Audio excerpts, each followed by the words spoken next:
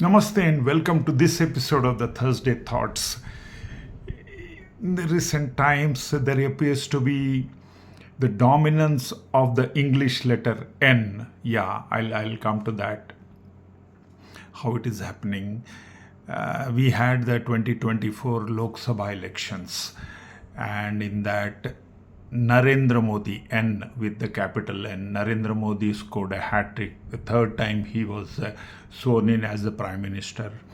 But unfortunately for him or for the BJP, they did not get the magic figure of 272 number of MPs in the Lok Sabha. So they did not get the simple majority.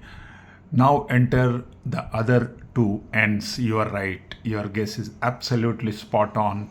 Nara Chandrababu Naidu of TDP and Nitish Kumar of JDU extended support to the NDA. Yes, NDA was sworn in as the next government, the coalition government. After 10 years of absolute majority of BJP, it was NDA coalition along with Nara Chandrababu Naidu and Nitish Kumar. And not only Nara Chandrababu Naidu, we had Pawan Kalyan of the Jana Sena. So many ends for us.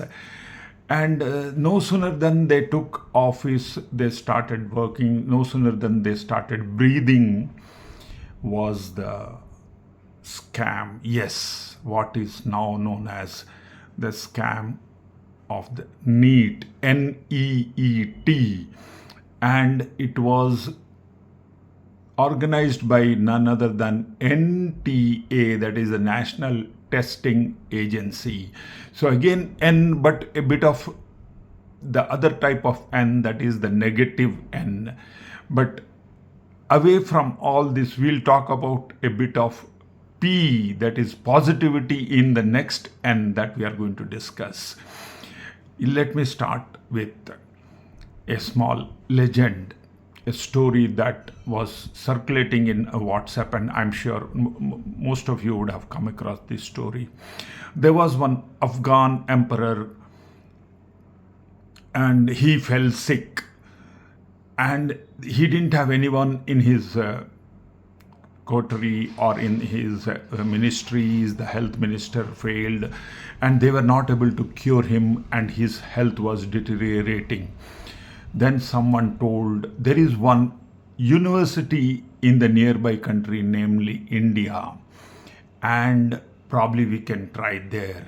And then came the word, and one of the scholars, the research scholars on health, went to him, and he refused even the private meeting with him, to which this scholar from India, from this particular university, suggested, Lord, oh my dear Emperor of Afghanistan, or Afghan rather, kindly read this Quran. This is Quran I am presenting to you. Read it, you will be cured. And lo, he was cured of his illness. And then this emperor takes a vow to finish off this particular university, which is situated in the eastern part of India. If a person, without seeing the patient, can cure him of his sickness, which none other is able to do, it must be a great talent, and he should not allow such talent to grow in this country which he wanted to invade. Come 1193 AD, he attacked this particular university and burned down the whole university library. Yes, you are right. You have guessed it right. We are talking about the next N, that is Nalanda University. Yeah, hardly 2 days ago, Prime Minister Narendra Modi along with Nitish Kumar have resurrected, literally like phoenix, the legendary bird phoenix coming out from its ashes and flying again to the skies. The University of Nalanda has been resurrected. So we are going to talk a bit of Nalanda, and the legend, that the story that I started with, yes, belongs to none other than the Khilji, the Bakhtiyar Khilji from Afghan, who was an invader, and he destroyed. It was a third attack on Nalanda University, and it happened somewhere around 427 CE or AD. So after that, there were almost which was established in 427 CE or AD, was attacked in the year 1193 by the Bakhtiyar Khilji and Muhammad Bakhtiyar Khilji, and they not only massacred the monks, the Buddhist monks there, they set afire the library, which was supposed to be one of the best libraries of those days, and the whole library took as long as 3 long months to burn and turn to ashes. And day before yesterday, again, India has given resurrection to this particular university in Nalanda, and it has been re-established as a university. And in fact, it was it was discussed by the then President of India, Dr. APJ Abdul Kalam, in his address to the Bihar Joint Assembly, that we should think of restarting this world famous university. And after 2010, the Parliament passed a bill to resurrect Nalanda University. In 2014, the admissions started and the courses started happening, and Nalanda University, day before yesterday, was inaugurated. Again, has become a real entity after 800 or 8 centuries, 893 years or whatever it is. So this is the great university that we are talking. When it was established in the year 427 by the then Gupta dynasty, and when it started, and for the next 8 centuries it grew in its stature as one of the best. In fact, it is the first ever resident university in the world, 500 years earlier than your Oxford University or Cambridge University or even the Italian university. It is the oldest residential university imparting knowledge, and what great subjects were imparted, in addition to the Buddhist scriptures, Ayurveda, medicine, and logics, mathematics. And you know what? The famous mathematician of ancient India, Aryabhatta,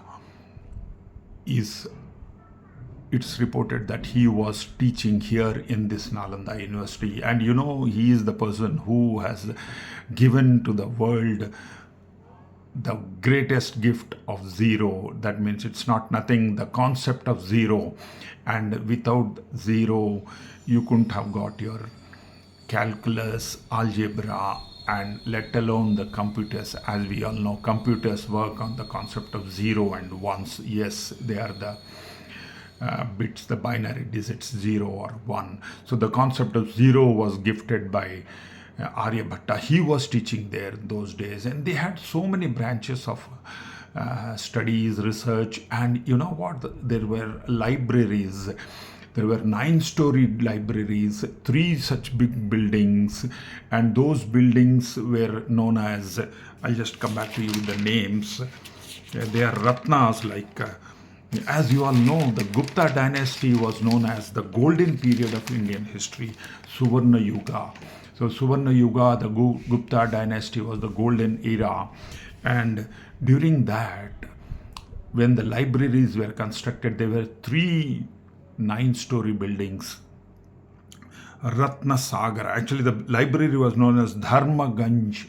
Dharma Ganj is the storehouse of knowledge. And Ratna Sagar, Ocean of Jewels, was one building. Ratnodadhi, as you all know, the Udhadi is nothing but sea. Ratnodadhi is sea of jewels. And Ratna Ranjaka, that is a jewel adorned. So they were like people who are doing research in this particular university were like gems to the world.